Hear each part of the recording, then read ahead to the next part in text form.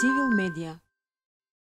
Prvo da ви поздравам за иницијативата и Предимно përshëndes për iniciativën dhe luftën që e mbane për ndryshim të këtij modeli zgjedhor. Përshëndetje të gjithë të pranishmit, të nderuar të pranishëm. Në interesat të kohës do të shkurtoj fjalimin tim përvojën që desha të ndaj sot. Nga ky modeli keq zgjedhor, por jo vetëm kaq.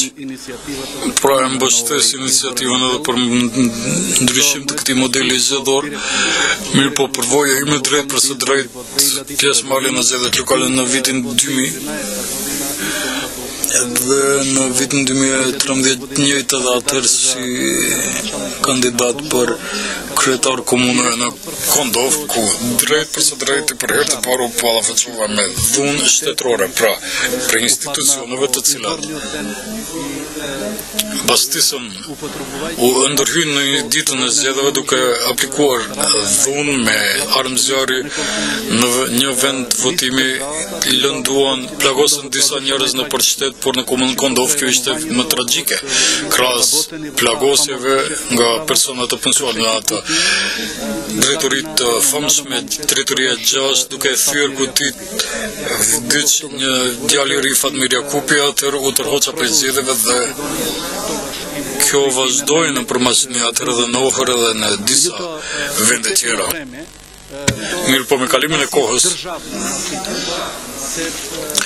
kjo dhunë shtetërore praktikohej në disa cikla zgjedhore.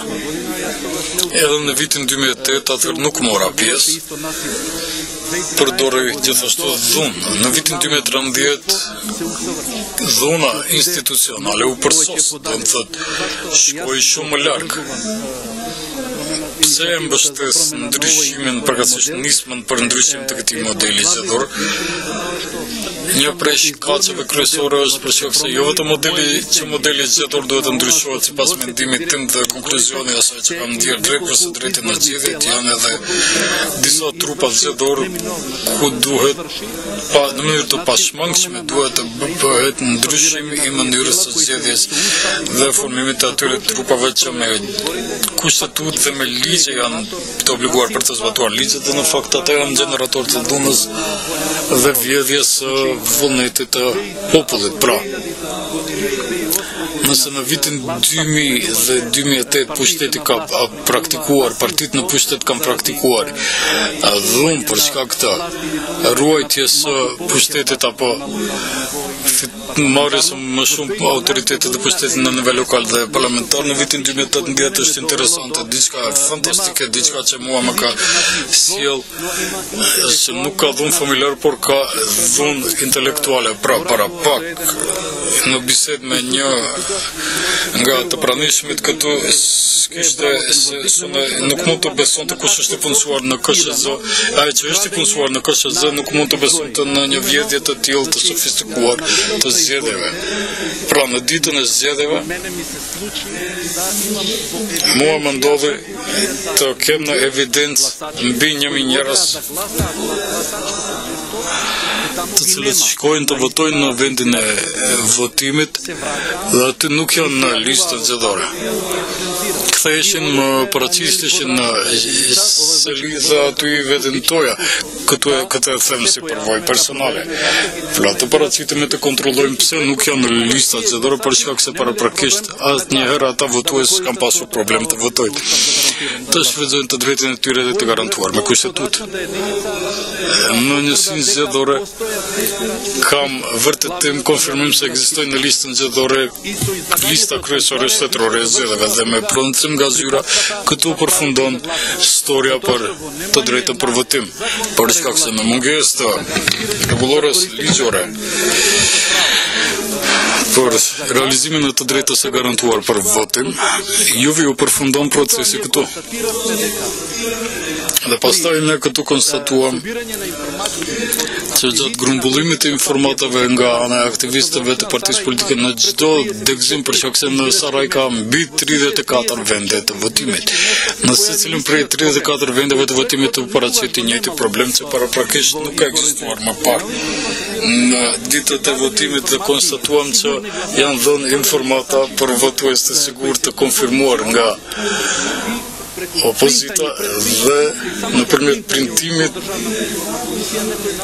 në Komisionin Shtetëror të Zgjedhjeve dikush ka bërë keq përdorim, ka klikuar dhe nuk i ka printuar në materialin se duhet të distribuoj. Pra kjo është përvoja që nuk kishim mundësi ta ndryshojmë që të mund të shfrytëzohet. Propozimet e mia janë krahas kërkesës për ndryshim të modelit zgjedhor. Për shkak se ajo strukturë kriminogjene e gatshme për falsifikim të tillë zgjedhor, padyshim që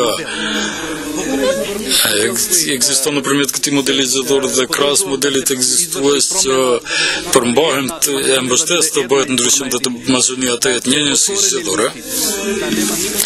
Të jenë të hapura listat të mos ketë asnjë limit që me këtë do të ofrohet për gjitha partitë politike të mund të kandidojnë kandidat në gjitha qytetet e kumbullojnë vota, ndoshta ndonjë parti politike në Sarajevo do të mbledh më shumë vota për shkak se do të tërheqë një kandidat, po ndonjë parti shqiptare shumë vota do të fitojë në Strumic, Gjevgjeli, Gjitallxhev për shkak se do të kandidojë ndonjë kandidat i cili është i njohur në nivel lokal.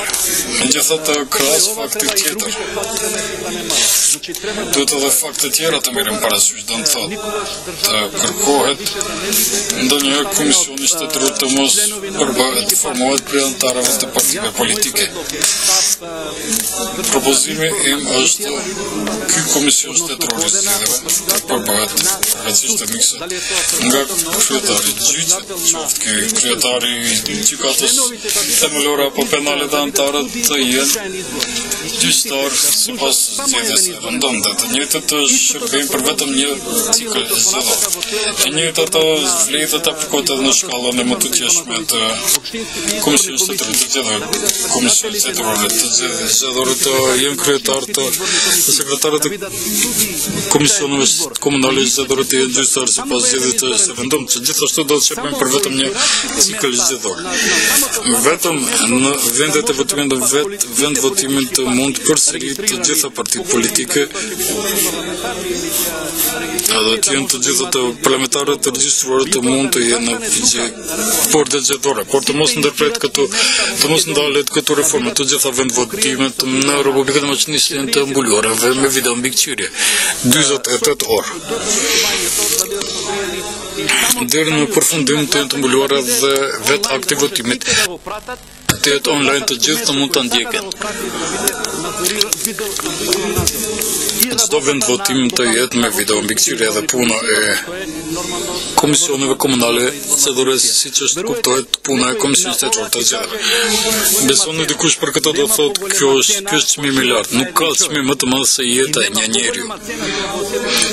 Dhe s'ka çmim më të madh, të gjithë kemi ndjerë këtë, të instalohet pushtet kundër vullnetit të shumicës.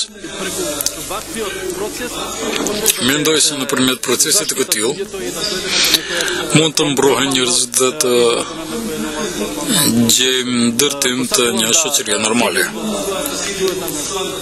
Do të doja civil në angazhimin e vet të realizojë sukses, kuptohet duke gëzuar mbështetjen tonë si iniciativë qytetare. Faleminderit. Civil Media